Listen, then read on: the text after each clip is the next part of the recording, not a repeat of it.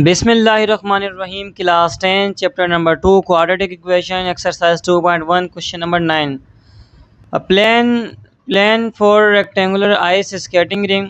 Student, एक rectangular ice skating है। Ice skating जो कि हमारे पास आइस होती है, बर्फ़ जहाँ पर जमा होती है, तो फिर वहाँ पर आइस स्केटिंग करते हैं लोग। तो वो आइस स्केटिंग है। अच्छा, वो किस शेप के? रेक्टेंगुलर शेप के, जिस पर आइस आइस स्केटिंग की जाती है, वो स्केटिंग जो है वो रेक्टेंगुलर शेप की है। That is 30 by metre. यहाँ पर हमें उसकी डायमेंशंस मिली हुई, लेंथ और विड्थ के। वो जो आइस स्केटिंग है रेक्टेंगुलर शेप की, जो आइस स्केटिंग है रेक्टेंगुलर शेप की, उसकी जो डायमेंशन है लेंथ 30 बाय 60 मीटर है। स्टूडेंट, हमने यहाँ पर एक रेक्टेंगुलर बनाया, ये आइस स्केटिंग है जो कि रेक्टेंगुलर शेप का है। इसके हमें डायमेंशन मिली हुई है 30 बाय 60। अब स्टूडेंट, एक लेंथ होती है, दूसरा विड्थ। हमें मालूम है कि रेक्टेंगुलर के अंदर एक लेंथ होता है, विड्थ 30 बाय 60। हमें कैसे पता चलेगा लेंथ कौन सी है, विड्थ कौन सी है? तो ये जो विड्थ होती है ये हमेशा छोटी होती है लेंथ से। ये विड्थ होती है रेक्टेंगल की, ये लेंथ होती है। तो हमने देखा कि 30 छोटा है, तो हमने इसको विड्थ की जगह लिखा, और ये 60 बड़ा है, तो हमने इसको लेंथ पे लिखा, क्योंकि लेंथ बड़ी होती है और विड्थ छोटी होती है रेक्टेंगल में। Have to be revise to double the area of the playground by adding strips of the same width to a side and of the area to form a rectangular. अब student, हमें कहा गया है कि हमें जो है ये जो एक रेक्टेंगल है जो कि 30 बाई मीटर का है, जिसकी विड्थ 30 है और लेंथ 60 है, और इस स्केटिंग का एरिया कितना है? वो 1800 मीटर स्क्वायर। ये मीटर स्क्वायर का यूनिट है, 1800 जो है इसका यूनिट है। हमें स्टूडेंट अब कहा जा रहा है कि हमें जो है इसी रेक्टेंगल के अंदर स्ट्रिप्स लगानी है, स्ट्रिप्स को ऐड करना है। स्ट्रिप्स का मतलब पट्टियाँ लगानी है, ठीक है। इसके इस तरह भी पट्टी लगानी है और इस तरह भी पट्टी लगानी है। अब पट्टी हमें, स्ट्रिप हमें ऐसे लगानी है कि जो इसका एरिया है ना, अभी 1800, ये डबल होकर कितना हो जाए? 3600 हो जाए, 3600 हो जाए। अभी 1800 है, डबल होकर कितना हो जाए? 3600। ऐसे हमें जो है वो लगानी है स्ट्रिप। लेकिन यहाँ पर कंडीशन ये है कि जो भी हम स्ट्रिप लगाएंगे सेम विड्थ की होनी चाहिए। यानी यहाँ पर भी जो हम स्ट्रिप लगाएंगे, पट्टी लगाएंगे, और यहाँ पर भी पट्टी लगाएंगे, वो दोनों सेम विड्थ की होनी चाहिए, उनकी चौड़ाई सेम होनी चाहिए। जिस तरीके से स्टूडेंट मैंने कहा कि अगर हम ये पट्टी लगाता हूँ, आप इस स्केल को ऐसा समझें कि ये स्ट्रिप है, ये स्ट्रिप मैंने इस साइड पर भी ऐड करनी है, और यही सेम स्ट्रिप, इसकी जो विड्थ है ये वाली, इसी सेम विड्थ से हमें यहाँ पर भी एक क्या करना है, एक जो है ना हमें स्ट्रिप लगानी है, एक हमने यहाँ पर लगानी है सेम विड्थ का। स्टूडेंट, मैंने एक और यहाँ पर स्केल लिया ताकि आपको अंडरस्टैंड करने में ईजी हो, ठीक है। अब ये एक स्ट्रिप मैंने यहाँ पर लगानी है इसके एक एंड पे, और एक स्ट्रिप मैंने यहाँ पर लगानी है। दोनों की विड्थ बिल्कुल सेम है, जितनी इसकी विड्थ है उतनी इसकी विड्थ है। तो स्टूडेंट, यहाँ पर भी लगानी है, यहाँ पर भी लगानी है, और ऐसे लगानी है कि इनका जो एरिया है वो डबल हो जाए, 1800 से होकर 3600 हो जाए। हमने स्टूडेंट यहाँ पर सपोज करने के लिए इमेजिन कर लिया कि हमने दो स्ट्रिप लगा दी, दोनों सेम विड्थ है, ठीक है स्टूडेंट। जितनी विड्थ इसकी है और उतनी विड्थ इसकी है, दोनों की सेम विड्थ है। एक ऐसे पट्टी लगा दी और एक ऐसे हमने पट्टी लगा दी, स्ट्रिप विड्थ सेम है दोनों की। अब स्टूडेंट, यहाँ से लेकर यहाँ तक तो हमें मालूम है 30 है, ठीक है स्टूडेंट। अब ये जो रेक्टेंगल ओरिजिनल था, ये हमने इसमें लगा दी स्ट्रिप। अब स्टूडेंट, हमें मालूम है कि ये जो ओरिजिनल रेक्टेंगल था, इस ओरिजिनल रेक्टेंगल की विड्थ यहाँ से लेकर यहाँ तक 30 थी, ठीक है स्टूडेंट। ठीक है स्टूडेंट, यहाँ से लेकर यहाँ तक इसकी विड्थ कितनी थी? 30। और ये जो हमने स्ट्रिप ऐड किए, इसकी विड्थ हमें मालूम नहीं है, ठीक है स्टूडेंट। यहाँ से लेकर यहाँ तक ये जो स्ट्रिप हमने की है, हमें इसकी लेंथ अभी मालूम नहीं है कितनी की है। अभी इसकी हमें विड्थ फाइंड करनी है, तो हमने यहाँ पर किया x। हमें वो विड्थ फाइंड करनी है पट्टी की, स्ट्रिप की, कि जो यहाँ पर लगाएं और यहाँ पर लगाएं, किस विड्थ की लगाएं कि इसका एरिया डबल हो जाए। तो ये जो स्ट्रिप हमने लगाई है, इसको हमने अभी कहा कि x विड्थ है इसकी, यहाँ से यहाँ तक x है स्टूडेंट। तो ये विड्थ और ये विड्थ दोनों सेम है ना, ठीक है स्टूडेंट। जितनी विड्थ यहाँ से यहाँ तक की है उतनी विड्थ यहाँ से यहाँ तक की है, तो यहाँ से लेकर यहाँ तक भी कितना हो जाएगा स्टूडेंट? x। ये इसकी विड्थ है, ये स्ट्रिप की विड्थ है। यहाँ से लेकर यहाँ तक स्टूडेंट 30 थी ओरिजिनल रेक्टेंगल की, और ये हमें कितनी मिली हुई थी? 60, ठीक है स्टूडेंट। अब अगर हम बात करें, ये कंप्लीट जो है यहाँ से यहाँ तक 30 थी स्ट्रिप, यहाँ से यहाँ तक इसकी लेंथ थी 30, और यहाँ से यहाँ तक इसकी जो स्ट्रिप हमने ऐड की है वो हो गई x। अब हम कहेंगे कि अब ये करंटली अब कितनी हो गई इसकी, तो 30 प्लस x हो जाएगा। तो ये हो जाएगी 30 + x। स्टूडेंट जो हमारे पास ओरिजिनल रेक्टेंगल हमें गिवन था, हमें कहा गया था कि उसकी जो है वो 30 है। अब हमने यहाँ पर स्ट्रिप ऐड किए, एक विड्थ हमें मालूम नहीं है कि कितने विड्थ की किए, हमने इस हिसाब से विड्थ ऐड किए कि ये जो 1800 था अब ये कितना हो जाए टोटल, इसका एरिया कितना हो जाए स्टूडेंट, 3600 मीटर स्क्वायर हो जाए, डबल हो जाए, 1800 का कितना हो जाए। तो इस हिसाब से हमने स्ट्रिप को रखा है। एक्स सपोज किया, अभी हम वैल्यू फाइंड करेंगे कि एक्स की वैल्यू होगी क्या, वो विड्थ किस लेंथ की रखें कि इसका एरिया डबल हो जाए। तो पहले 30 थी, हमने एक्स लेंथ की स्ट्रिप लगा दी, तो टोटल कितनी हो जाएगी, अभी यहाँ से यहाँ तक जो नया रेक्टेंगल बनेगा उसकी हो जाएगी 30 + x। इसी तरीके से स्टूडेंट जो पुराना वाला रेक्टेंगल था उसकी 60 थी, और ये जो स्ट्रिप हमने ऐड की है उसकी विड्थ कितनी हो गई x। तो जो टोटल नया रेक्टेंगल बनेगा उसकी यहाँ से लेकर यहाँ तक उसकी लेंथ कितनी होगी, x + 60। जो नया हम रेक्टेंगल बना रहे हैं कि जिसकी जो एरिया है वो कितना हो जाएगा 3600। तो स्टूडेंट ये जो नया एक रेक्टेंगल है जिसको हम बनाना चाह रहे हैं, ये कितना हो गया 3600, इसका एरिया हमें करना है। तो हमने इसकी लेंथ कितनी ली है, x + 60, ये जो स्ट्रिप है इसकी लेंथ x है। इसी तरीके से जो इसकी विड्थ होगी वो कितनी होगी, 30 पुराने वाले की थी, और x लेंथ की हमने स्ट्रिप ऐड की, इसकी विड्थ x है, तो टोटल हो गया 30 + x। ठीक है स्टूडेंट, तो हमने यहाँ पर इसका डेटा बनाया, हमें विड्थ फाइंड करनी है स्ट्रिप की, कि हमने किस विड्थ की स्ट्रिप की, ये जो स्ट्रिप हमने लगानी है यहाँ पर भी और यहाँ पर भी, इसकी क्या हम लेंथ रखें इस स्ट्रिप की, एक्स फाइंड करना है विड्थ, कि जब हम लगा दें तो इसका एरिया डबल हो जाए, 1800 से 3600 हो जाए। तो हमने कहा कि विड्थ यानी एक्स हमें फाइंड करना है। ठीक है स्टूडेंट, उसके बाद अब ये जो नया रेक्टेंगल है इसकी टोटल लेंथ कितनी हो जाएगी, लेंथ कितनी हो जाएगी x + 60, उसको हमने यहाँ पर लिखा, 60 तो पहले ही थी, और x जो है इस विड्थ की हमने स्ट्रिप लगाई तो x + 60, विड्थ कितनी हो जाएगी 30 पहले थी, x का विड्थ हमने लगाया तो ये हो जाएगी 30 + x, तो न्यू विड्थ हो जाएगी x + 30। एरिया कितना हो जाएगा न्यू, हमें कहा गया था कि जो ओरिजिनल पुराना स्केटिंग है उसका एरिया था 1800, तो जो नया वाला हमें बनाना है वो उसका डबल करना है, तो 1800 का कितना हो जाएगा 3600। तो ये जो नया रेक्टेंगल हम बना रहे हैं इसका एरिया हमें कितना करना है 3600, ये लेंथ होगा, ये विड्थ, ये एरिया। अब स्टूडेंट हम इसको सोल्व करेंगे। स्टूडेंट हमें निकालनी क्या है, यहाँ से विड्थ की वैल्यू निकालनी है एक्स की। जब वो एक्स की वैल्यू में पता चल जाएगी तो 30 से प्लस करके हमें इस नए रेक्टेंगल की विड्थ पता चल जाएगी। अब स्टूडेंट हमें जो एक्स की वैल्यू फाइंड करनी है वो हम किससे फाइंड करेंगे, फॉर्मूला से। रेक्टेंगल का जो एरिया होता है, रेक्टेंगल का एरिया हम कैसे फाइंड करते हैं, रेक्टेंगल की लेंथ को मल्टीप्लाई करवाएंगे रेक्टेंगल की विड्थ से तो हमें एरिया मिलता है। किसी भी रेक्टेंगल के लिए अगर उसकी लेंथ को मल्टीप्लाई करवाएं उसकी विड्थ से तो हमें एरिया मिलता है। इस फॉर्मूले से हम एक्स फाइंड करेंगे जो हमें करना है। तो लेंथ स्टूडेंट हमारे पास कितनी थी, x + 60 मल्टीप्लाई विड्थ स्टूडेंट हमारे पास कितना था, x + 30, और एरिया हमारा कितना हो गया था 3600 डबल करके। ठीक है स्टूडेंट, ये जो न्यू हमारे पास लेंथ थी x + 60 वो हमने यहाँ पर लिखा लेंथ की जगह। ठीक है स्टूडेंट, और ये जो हमारी विड्थ थी x + 60 वो हमने x + 30 वो हमने विड्थ की जगह लिखी। अब स्टूडेंट इसको हम सोल्व करेंगे, इन दो ब्रैकेट्स को मल्टीप्लाई करवाना है तो कैसे करवाएंगे, पहले इस x को पूरे ब्रैकेट से मल्टीप्लाई करवाएंगे, पहले x से मल्टीप्लाई करवाएंगे ये हो जाएगा x², फिर x को 30 से करवाएंगे ये हो जाएगा 30s, फिर इस 60 को मल्टीप्लाई करवाना है पहले x से फिर 30 से, तो 60 को x से मल्टीप्लाई करवाएंगे ये हो जाएगा 60x, और 60 को 30 से मल्टीप्लाई करवाएंगे तो ये स्टूडेंट हो जाएगा 1800। जब 60 को 30 से मल्टीप्लाई करवाएंगे ये हो जाएगा 1800 = 3600। अब स्टूडेंट ये x² सेम रहेगा, 30x और 60x कितना हो जाएगा 90x, प्लस 1800 सेम रहेगा।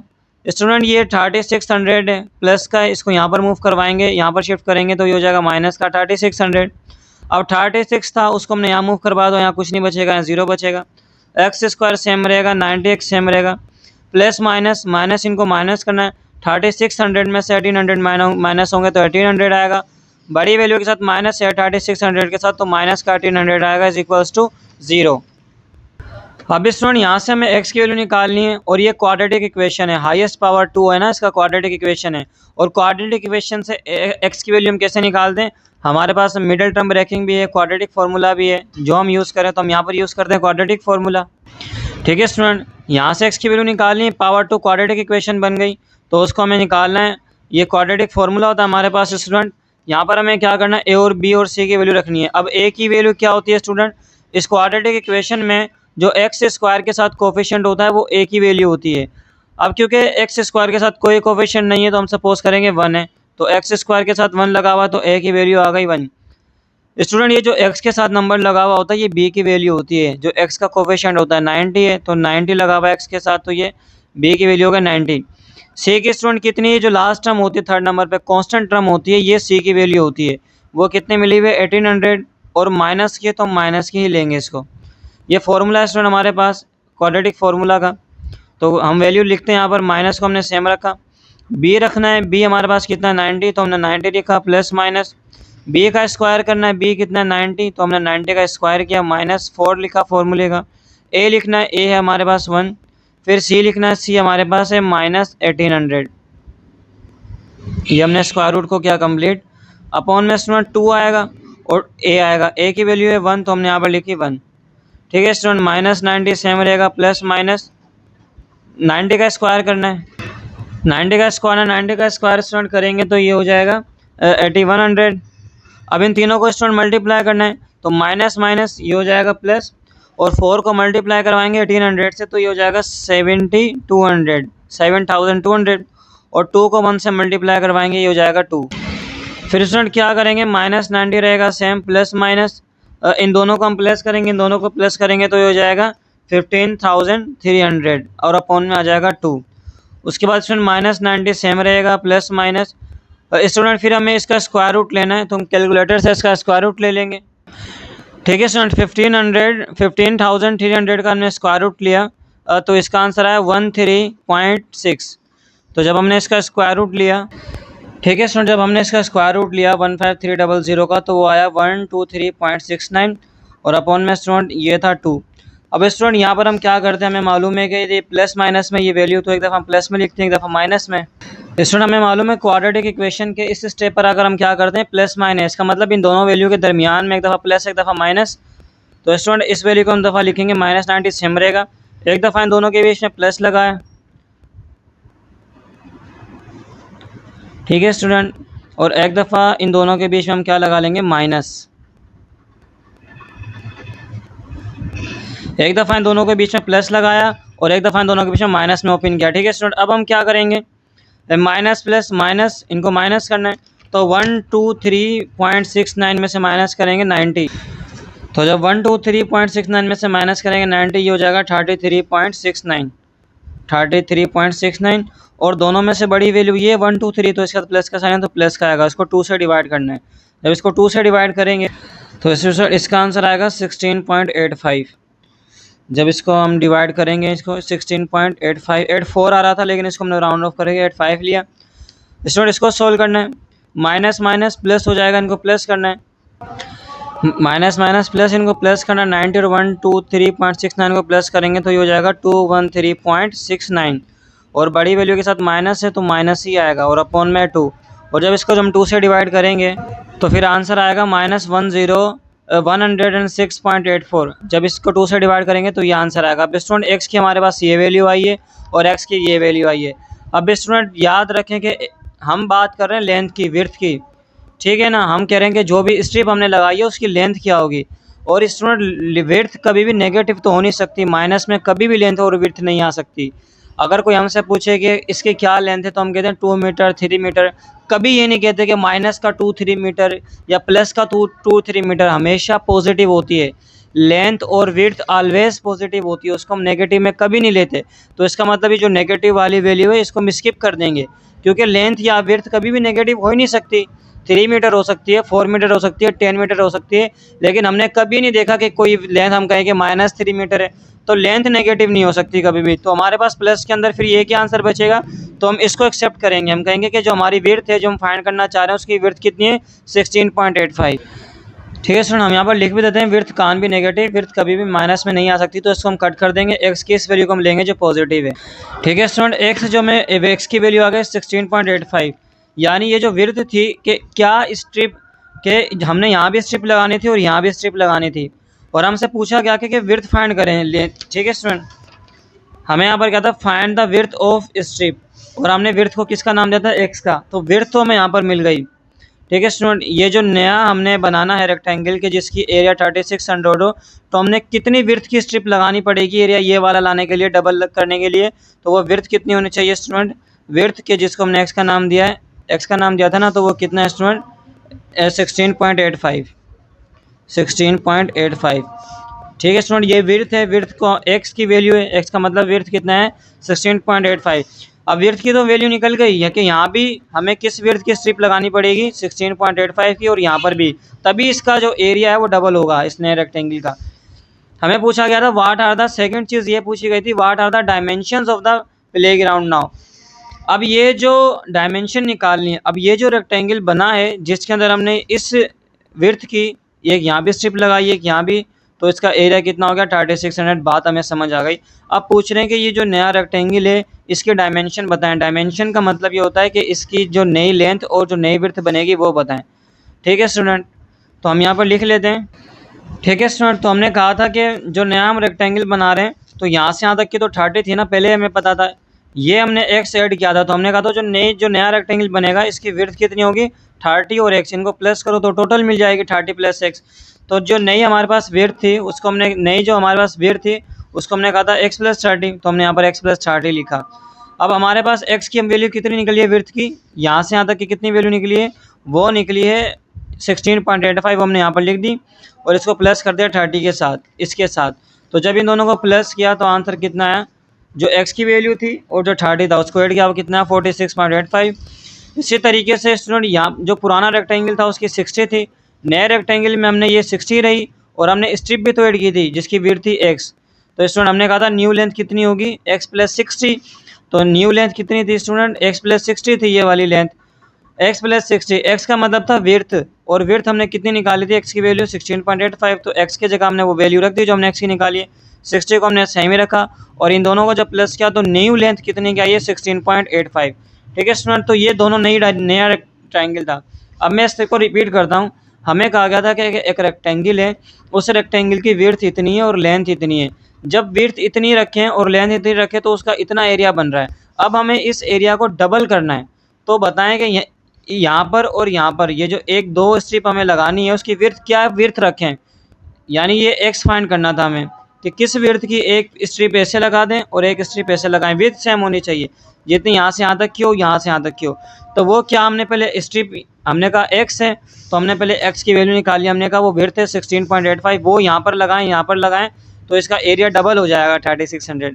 फिर हमसे पूछा गया था डायमेंशन बताएं, डायमेंशन का मतलब लेंथ और विड्थ, तो हमने कहा था न्यू लेंथ कितनी होगी, ये 60 था, और विड्थ लगा दी तो ये एक्स हो गई, टोटल कितनी हो जाएगी अभी ये एक्स प्लस 60। इसी तरीके से विड्थ कितनी हो जाएगी 30 प्लस एक्स, तो एक्स की वैल्यू रखिए 16.85, यहाँ पर भी यहाँ पर भी, तो न्यू लेंथ आ गई 76.85 और न्यू विड्थ आ गई 46.85।